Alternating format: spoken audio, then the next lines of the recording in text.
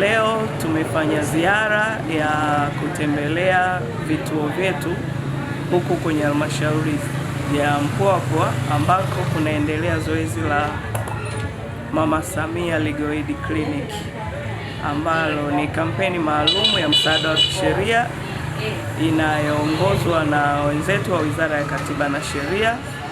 Sisi kama Wizara ya Ardhi, Nyumba na Maendeleo ya Makazi tumeshiriki kikamilifu kwenye kampeni hii kwa kuwaweka maafisa wetu wanaoshughulikia masuala ya ardhi kwenye hizi wilaya kushiriki kwenye kampeni hii maalum ya kutoa elimu, na hapa Mpwapwa pia wameshiriki kuanzia tarehe 1 zoezi lilipoanza, na wataendelea kuwepo kutoa elimu ya masuala mbalimbali yanayohusu utatuzi wa migogoro ya ardhi mpaka zoezi hili litakapofungwa.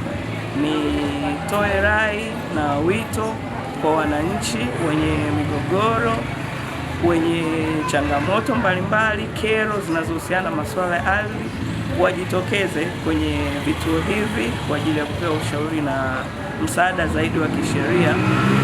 Kikubwa kinachotolewa ni elimu, na sisi tunaamini elimu ni moja ya njia kubwa ya utatuzi wa migogoro ya ardhi, kwa sababu migogoro mingi iliyopo ya ardhi, mara nyingi wananchi wakijitokeza tukiwapa elimu kuhusiana na masuala hayo, inatatulika kirahisi bila hata kwenda kufikishana mahakamani na ngazi zingine mbalimbali. Nimefurahi hapa Mpwapwa, sio tu kwamba wameweka kambi hapa kwenye kituo, lakini maafisa wetu wametawanyika, wanaenda kwenye miji yao, vijiji wananchi walipo, wanawafuata huko walipo, wanawapa elimu huko walipo, ili angalau basi hata wale ambao wenye changamoto ya nauli au hawana namna ya kufika kwenye huku mjini waweze kufikiwa na kampeni hii.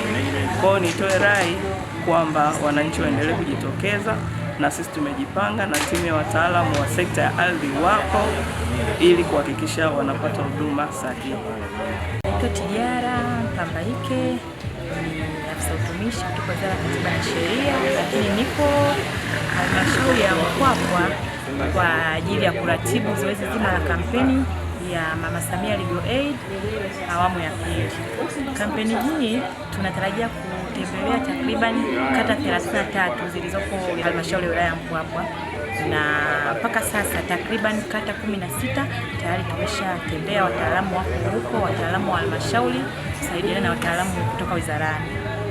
Kampeni hii mpaka kufikia leo takriban ya watu 40,000 na tumewapa elimu.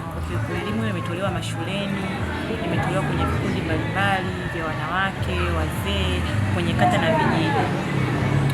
Katika kampeni hii imelenga sana kupokea migogoro mbalimbali ikiwemo ardhi. Tuna migogoro ya ardhi tumewasilishiwa, ya ndoa, mirathi, lakini migogoro ya ardhi miwili tunaona migogoro ambayo ni mikubwa sana.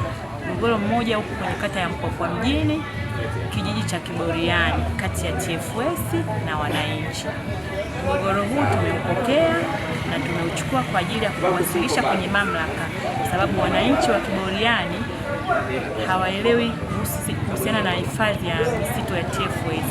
Kwa hiyo tutawaomba baada ya kampeni TFS waje watoe elimu kuhusiana na umiliki wa kule, matunzo kwa wananchi ili wafahamu, na ili wananchi wasifanye uharibifu kwenye misitu.